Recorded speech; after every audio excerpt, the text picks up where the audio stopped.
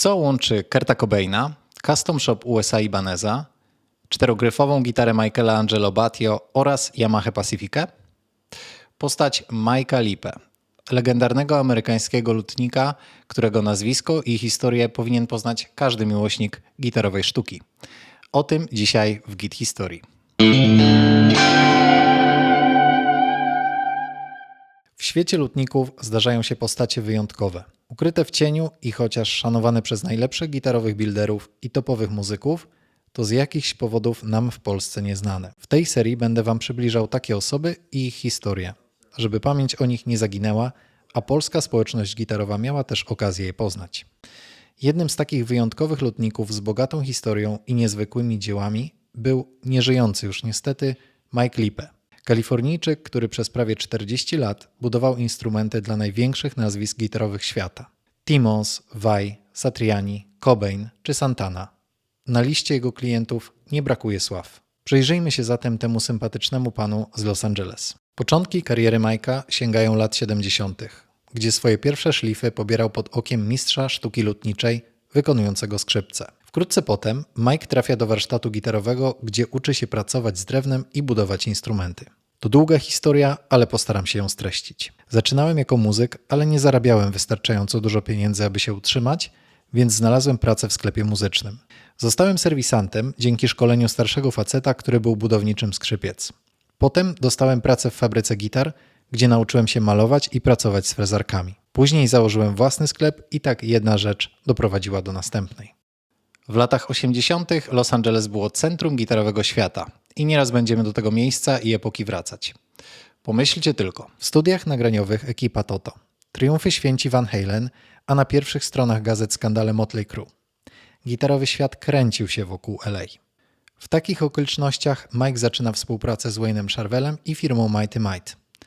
Tutaj internet nie jest zbyt pomocny, a do rzetelnych źródeł trudno jest dotrzeć. Niemniej Mike w wywiadzie wspomina, że Wayne Charvel pomagał mu od samego początku. Wayne był dla mnie kimś w rodzaju guru. Zawsze był miły i starał się mi pomóc na początku, z pomysłami i tym podobnymi rzeczami.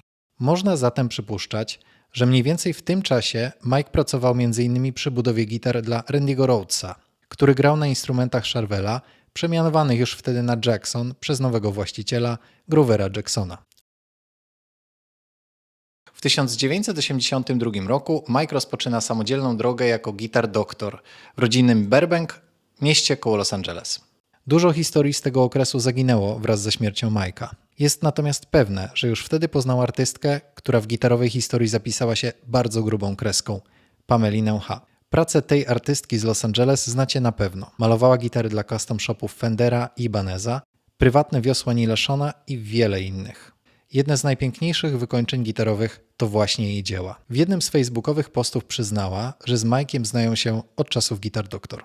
Mike przez kolejne kilka lat tworzy gitary dla znanych w Los Angeles muzyków. Warto tutaj przybliżyć trochę kontekstu. Lata 80. to triumf tzw. shredderów. Dzięki powstaniu wytwórni Shrapnel Records objawiają się światu prawdziwi mistrzowie. Marty Friedman, Vinnie Moore, Richie Kotzen, Paul Gilbert, Sean Lane i wielu innych gigantów 6, a niedługo potem 7 strun. W dużej mierze ich popularność i sławę zawdzięczamy pracy Mike'a Varneya, właściciela Shrapnel Records. Z drugiej strony światu ukazują swoją wirtuazerską twarz Satriani i Vai. Kunszt gitarowy przeżywa absolutny pik, a co za tym idzie zmieniają się też gitary, na bardziej wyścigowe z braku lepszego słowa. Mike Lippe i jego warsztat dalej stoją mocno w klasycznym, nieco staroświeckim podejściu do gitary, co powoduje, że w 1989 roku jego sklep zostaje wykupiony i zaczyna się nowy rozdział. Jeśli ten materiał Ci się podoba i doceniasz moją pracę, daj łapkę w górę i zasubskrybuj mój kanał. W 1989 roku Hoshino Gaki, właściciel marki Ibanez, postanawia rozszerzyć swoją produkcję na Stany Zjednoczone. Motywacją do tego była ogromna popularność tej marki wśród amerykańskich shredderów. Wykonywanie customowych instrumentów w Japonii, bardzo daleko od Stanów, stało się nieopłacalne i lepiej było gałąź produkcji związaną z gitarami dla endorserów przenieść do Los Angeles, gdzie popularność tych instrumentów wśród czołowych muzyków wciąż rosła. Warsztat Guitar Doctor zostaje w tym samym roku wykupiony przez Hoshino i wcielony do Ibanez USA Custom Shop, gdzie obowiązki master builderów tworzących gitary dla artystów ze Stanów przejmują Mike Lippe oraz Mace Bailey. Przez ręce Mike'a przewiną się wiosła dla Steve'a Vai'a, Joe Satrianiego, Andiego Timonsa, Paula Gilberta, Franka Gambali, a nawet Kurta Cobaina. W Custom Shopie w LA byłem tylko ja i Mace Bailey. Obaj mieliśmy do zbudowania dla endorserów około 5 gitar miesięcznie i robiliśmy wszystko od początku do końca. Wśród projektów, które zasługują na uwagę z okresu pracy w LA Custom Shop jest Starfield USA Cabriolet, projekt Mike'a, Chrisa Kelly'ego i Mace'a Baileya. Gitara wyglądem przypomina skrzyżowanie Telecastera z Les Paulem, w niektórych wersjach wykonywana ze żłobionym korpusem lub komorowaniem. Wśród użytkowników tego modelu znaleźli się Richie Kotzen, David Williams, gigant sesyjny gitarzysta Michaela Jacksona oraz Kurt Cobain. Linia była skierowana do bardziej konserwatywnego grona gitarzystów, którym nowoczesna stylistyka Ibaneza nie do końca pasowała. Model nie zdobył szturmem sklepów i po kilku latach zakończono jego produkcję. Inne warte wymienienia prace Mike'a z tego okresu to gitara Andiego Timonsa z okresu gry w Danger Danger. Wykonał też wszystkie gitary Paula Gilberta do nagrań z Mr. Big. Wiele z gitar Satrianiego z tamtych lat to też dzieła Mike'a.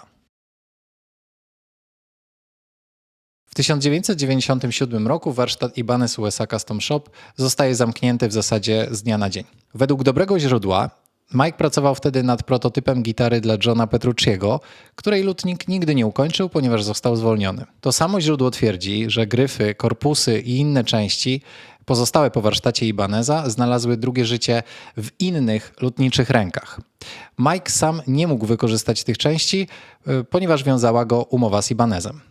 Po opuszczeniu warsztatu Ibaneza Mike pracował dla innych znanych marek gitarowych. Przez 2 lata zajmował się budową i kontrolą jakości w Yamaha przy serii Pacifica. Model ten ma swoje korzenie w Los Angeles, a nie w Japonii, jak można by oczekiwać, i w latach 90. w różnych odsłonach i konfiguracjach cieszył się powodzeniem wśród zawodowców. Mike Stern używa swojego modelu, oryginalnie znanego jako 1511 MS, do dzisiaj. W tym okresie Mike zaprzyjaźnił się z inną ważną dla sceny lutniczej Los Angeles personą, lakiernikiem Patem Wilkinsem. Pat będzie później malował gitary dla własnej marki Mike'a, Lippe Guitars. W latach 2000 Mike pracował jako serwisant dla marek Hofner, Fender oraz The Mighty. W latach 2009-2011 budował też dla Piveya gitary wykorzystywane przez endorserów. Jedna z najbardziej dziwacznych i zarazem ikonicznych konstrukcji w historii rocka to 4-gryfowa gitara Michaela Angelo Batio. Szalony pomysł zrodzony z żartu w trakcie spotkania w wytwórni został wcielony w życie pod koniec lat 80. przez wspomnianego już Wayne'a Charvela z pomocą Gibsona. Epicki instrument można zobaczyć na teledysku Freight Train grupy Nitro. Niedługo potem, w trakcie trasy koncertowej Nitro, gitara została skradziona. W 2008 roku zbudowano dla Michaela Angelo Batio nową wersję 4-gryfowego potwora. Bez wątpienia druga z gitar zbudowana została przez Mike'a Lippe i Bruce'a Johnsona w Los Angeles. Mike wspomina w jednym z wywiadów, że pomógł Wayne'owi Charvelowi zbudować pierwszy instrument w 1989 roku, ale nie mogłem znaleźć jednoznacznego potwierdzenia. Niemniej Mike wpisał się też w historię tego jedynego w swoim rodzaju wiosła. Wraz z nastaniem nowego milenium Mike tworzy własną markę pod dosyć oczywistą banderą Lippe Guitars. Aż do swojej śmierci 18 lat później rozwija własne projekty, udoskonala konstrukcję instrumentów, czerpiąc z nowoczesnych trendów i sprawdzonych rozwiązań z przeszłości. Nie uznaje kompromisów. Wie, ile warta jest praca prawdziwego rzemieślnika, takiego jak on. Używa tylko najlepszego drewna i komponentów, tworząc prawdziwy custom shop, otwarty dla każdego, kogo na to stać. Przez szereg lat bierze udział w targach NAMM, gdzie jego gitary znajdują uznanie. Produkuje gitary elektryczne, nie tylko 6, ale 7 i 8-strunowe, a nawet konstrukcje fanfretted, basy i inne bardziej specyficzne projekty. Pomimo że nie używa frezarek CNC, wszystko wycina ręcznie według starej szkoły, gitarom nie brakuje precyzji i technicznego sznytu. Topy tych gitar wykonane z różnych gatunków drewna, w tym jego faworyt, rzadko używane mango, to prawdziwa poezja. Wykończeniem gitar zajmuje się wspomniany wcześniej Pat Wilkins, okazjonalnie także Pamelina H. Te gitary są po prostu piękne. Lipe Guitars to marka, która budzi szacunek wśród graczy, którzy obcowali z tymi instrumentami. Wielu z master builderów w Los Angeles znało i szanowało Mike'a. Czytając opinie posiadaczy tych gitar, dochodzę do wniosku, że świat opuścił jeden z prawdziwych mistrzów, który za życia nie doczekał się wielkiego uznania. Mike zmarł 27 grudnia 2018 roku na raka. Jego gitary znalazły miejsce na wystawach Hard Rock Cafe, Guitar Center Walk of Fame, a nawet w muzeach. Jeśli znajdziesz jego gitarę, bierz w ciemno. Nie osiągają astronomicznych cen, można je często znaleźć taniej niż na przykład Sura. Są to jednak instrumenty z najwyższej półki, z niesamowitą jakością wykonania, z ogromną dynamiką i plastycznością brzmienia. Ja do użytkowników Lipe Guitars dołączyłem i nie zamierzam tego grona opuszczać. Niesamowite instrumenty, niesamowita postać, niesamowita historia. Dzięki, że oglądaliście i do zobaczenia w kolejnym odcinku. Cześć!